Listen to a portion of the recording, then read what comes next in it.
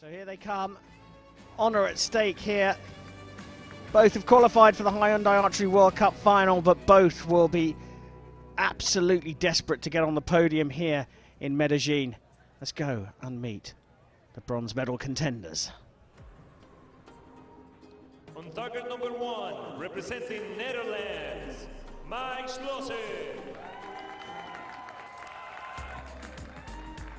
On target number 2, representing France, Jean Philippe Boulch.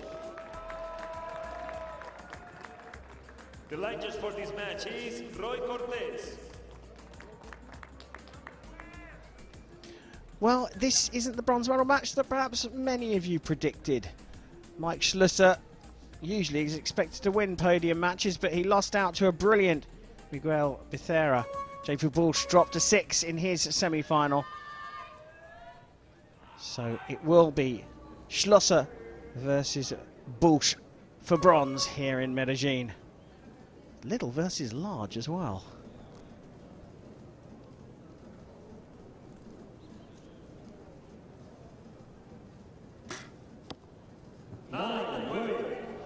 I was going to say little in stature, perhaps, but not in performance. But after that, he just shot a 9. So.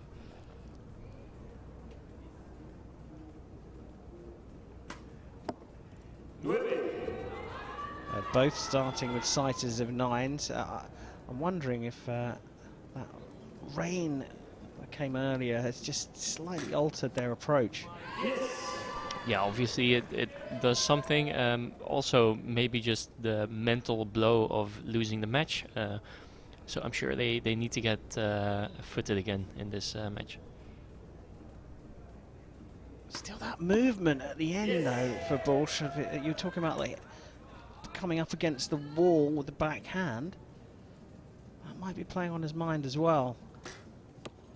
But Schloesser uses his first arrow as a very good sighter.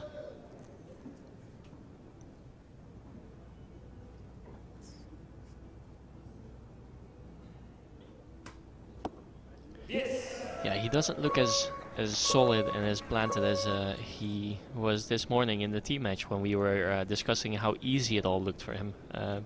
I think the fact that he shot that 6 and it seemingly he just lost control with that 6. Maybe that's playing some mind games right now. You mentioned about the losing semi-finalists having to sort of pick themselves back up for a bronze medal match. So arguably the toughest match in the world, but also arguably the most important if podiums are your thing. So it's a different kind of pressure to handle. Yeah, I've always found it very difficult to shoot a bronze medal match. I've always found the actual finals that I was in easier to shoot than the bronze medal matches. That's maybe why I've had a lot of 4th places rather than podiums. But yeah, it's all or nothing at this stage. So you're shooting for either a medal or nothing. And that 4th place is easily forgotten after some time. Time for the second end of this bronze medal match, all important for these two. We talked about the pressures, we talked about how much of a struggle it is to come back off losing a semi-final. Schloesser and Boulch have both shot 29s in the first. Time for the second.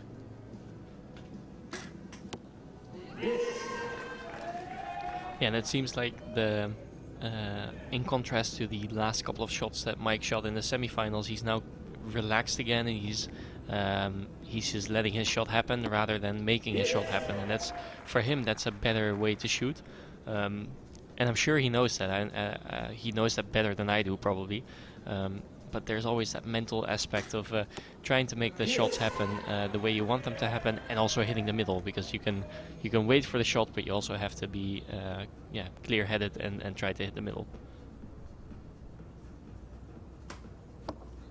To my untrained eye, it looks like it's a slightly different situation for Boulch. Boulch now conscious of that being at full draw and just taking that little bit more time at full draw, not going quite as fast as he was earlier on. Yeah, and not really as smooth as he was before. Before it looked like he was spreading butter on a piece of toast, and now it's all a bit more static in a way. Well, perfect from Schloesser. Yeah, there you go again. Yeah, puts pressure on him, but somehow, just by holding on that little bit longer, again, to my untrained eye, it's giving him just that little bit more time and a little bit more leeway. Yeah, but this shot, he had another one of those. Yeah, I wouldn't call it a flinch because it's not like a sudden thing. It's just something that happens and then he has to recover from it. And this time he did successfully recover and shot an X actually. But yeah, there's something going on that I cannot really put my finger on that makes JP lose some confidence at least.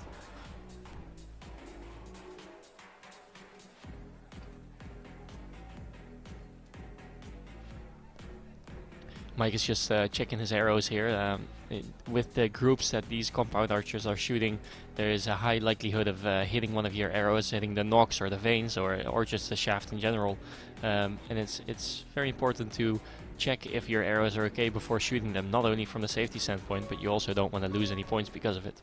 Yeah, the shaft is obviously clear what that is. The veins are what you might call the flights on a dart arrow, and the nock is the little cut in the back of the arrow that fits into the string. Start of the third, and it's number 6 in a row for Mike Schloesser.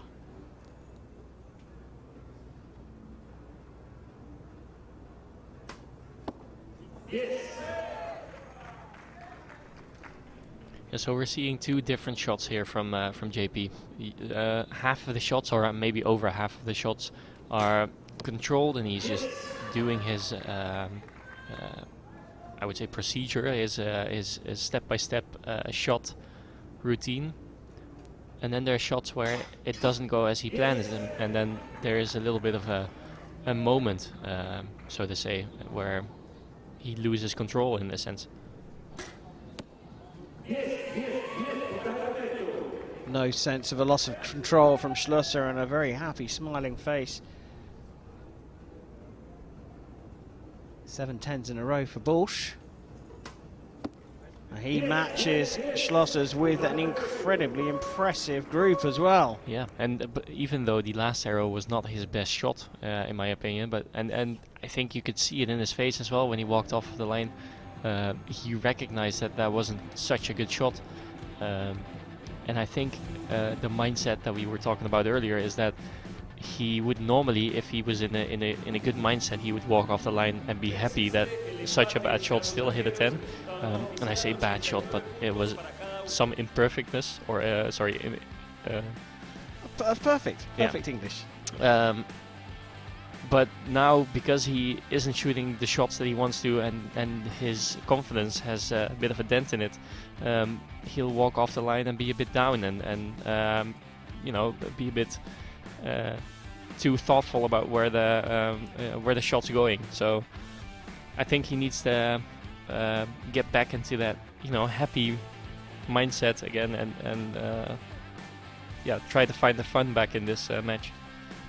Yeah, I think that's probably the best way of putting it. It doesn't look like he's having much fun, whereas on the other side, Schloesser is smiling and happy. And look what difference 20 minutes makes as well. Rain's completely gone. Here we go for end number 4. Despite the differences we're seeing on the shooting line, there is no difference in the score.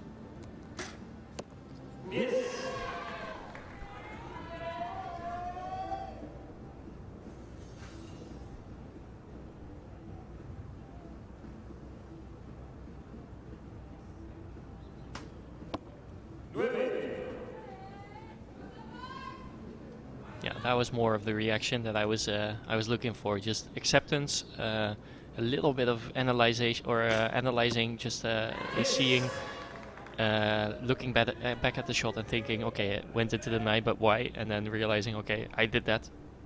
It was a much more rational response to where the arrow hit. The demons you archers face on that shooting line. I mean, it can't be underestimated. I'm not saying that flippantly. It really is. A lot of this is down to psychology. Yeah, and I have to admit, only now that I'm looking at it so often from the sideline, is when I realized that most of the demons are just in your head. The things that you're thinking about on the line when you're shooting, you might think about how people are looking at you and what they might think of what you're doing at that moment. People don't care, do they? So you're just making that up in your mind, and you're putting extra pressure on your own shoulders for no good reason. So yeah, that's something that I wish I mean, I knew it, but I didn't really understand it when I was still an active shooter. So that's something that I've gathered from just looking at matches as an outsider from now. Today's news is tomorrow's fish and chip wrapping. Yeah. That's pretty much what it's like, yeah. That's easy for us to say, though, but you've recently been in this situation, it's an incredibly important part to be able to control your mind, control your thoughts, and it really almost become tunnel visioned into just executing your shots. Because if you can shoot 10 after 10 after 10 in a club, really there's no reason why you can't do it on a field of play. Yeah, you're making it more difficult than it's needed when you're on a finals field, typically speaking. But there's also people like Mike Schloesser, like Sarah Lopez, like Ella Gibson is a good example, who are able to deal with this very well, and that's why they're on top of the world. Thriving. Who's going to thrive here? Boulch behind by a single point as we go into the 5th and final end. He needs to put down those 10s, and he needs to hope that Schloesser shoots at least one more 9. His first arrow was a 9. Everything since then has been a 10.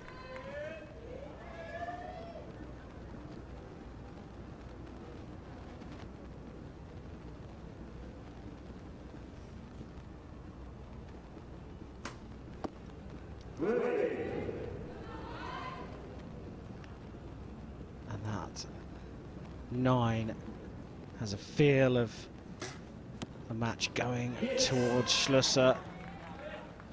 A little bit of a reaction from him afterwards. Yeah, just checking with his coach if it's low or if that was just something that he made up in his head. Well, a 147 is a phenomenal score when the target is total potential target is 150. Schloesser for a 9 for the bronze medal. Oh, big flinch from him! And he's put it in the 8. How on earth has that just happened?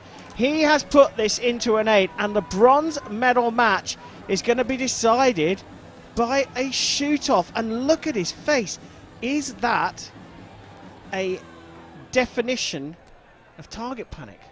I think that's a flare-up of what he used to have before, where if it's getting really exciting and if the match is really close, he just like the demons, what we spoke about earlier. Yeah, I think this is a flare-up of what he had before, and it looked like he got through it as of recent, but yeah, this is a bit painful to watch.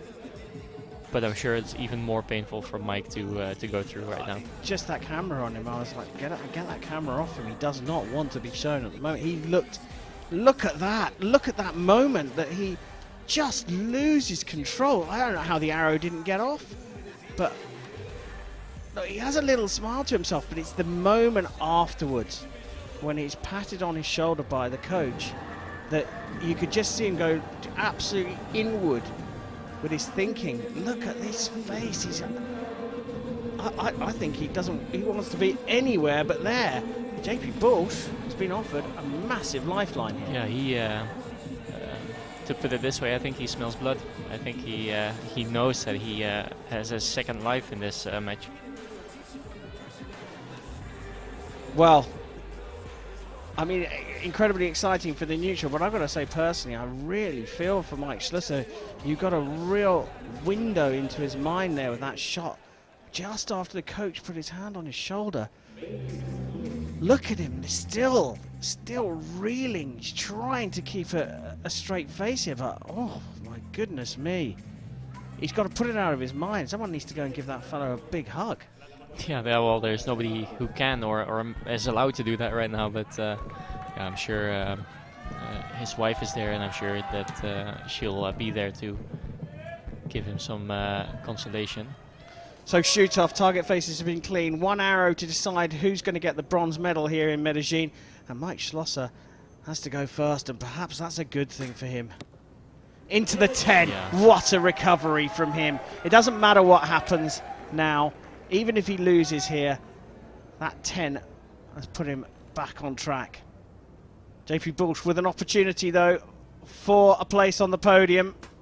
He's had to battle his own demons. He's gone into the 9, and a match that kept giving right the way till the end has resulted in a victory for Mike Schloesser, and the mutual respect between these two. I'm not quite sure he knows how he's got to the podium here in Medellin after that 1 arrow. But Mike Schloesser has battled his way back from a very dark place to win a shoot-off and bronze here in Colombia.